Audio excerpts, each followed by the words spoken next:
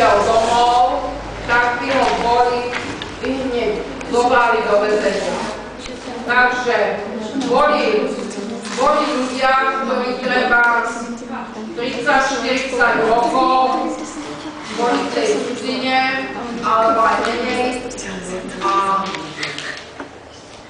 my by vám vedeli povedať, že aj to meno vlasti im bolo ozaj slavné. A mnohí sa s tým proste museli vyrovnávať, ale čo som počula, tak proste všetkým bolo tak slivo za tým Slovenskom. Jednoducho, bolo im ľúto, že nemôžu ísť domov.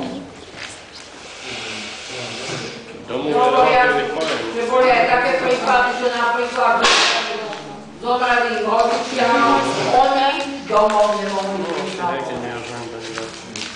Až po 89. Takže to celkom tak pravda nie je. No, druhá veta je,